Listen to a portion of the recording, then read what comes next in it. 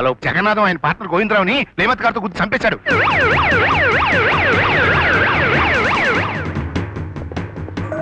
ఏమిటి ఇన్స్పెక్టర్, ఏం జరిగింది? మిస్టర్ జగన్నాథం, ఆ కారు మీదేనా? నాదే. ఎందుకు అలా అడుగుతారు? పావు గంట క్రితం ఆ కారుతో మీ పార్ట్నర్ గోవిందరావుని హత్య చేసి చంపాలని చూశారు. ఏమిటి మీరు అనేది? రాత్రి 8 గంటల నుంచి మా అన్న ఇంట్లోనే ఉన్నారు. ఏ? అందుకు నేనే సాక్షి. అవన్నీ కోర్టులో చెప్పుకోండి. మిమ్మల్ని అరెస్ట్ చేస్తున్నాను. ఇన్స్పెక్టర్, సారీ సార్, మా డ్యూటీ మమ్మల్ని చేయనివ్వండి.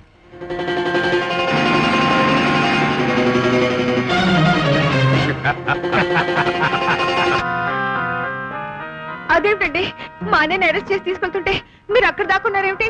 పోలీసులు వచ్చారండి. పోలీసులు వస్తే మీరు దాక్కోవటం ఎందుకు? గోవిందయ్యని యాక్సిడెంట్ చేసి చంపింది నేను. అంటే మా అన్నయ్య నిర్దోష అన్నమాట.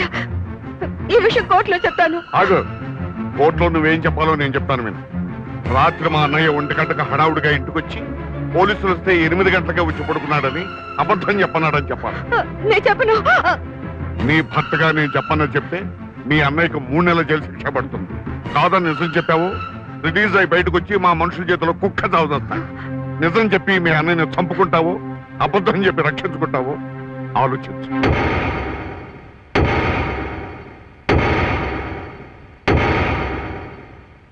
పార్వతి గారు, ఆ రాత్రి మీ అన్నయ్య ఎన్ని గంటల ఇంటికి వచ్చారు?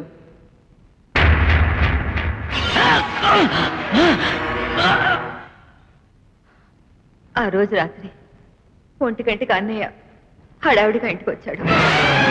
చెల్లమ్మ, నేను ఒక యాక్సిడెంట్ చేశాను, ఆ మనిషి చావు బతుకుల మధ్య ఉండొచ్చు, పోలీసులు వచ్చి అడిగితే రాత్రి 8 గంటల నుంచి నేను ఇంట్లోనే ఉన్నానని చెప్పి నన్ను కాపాడమ్మా అన్నాడు.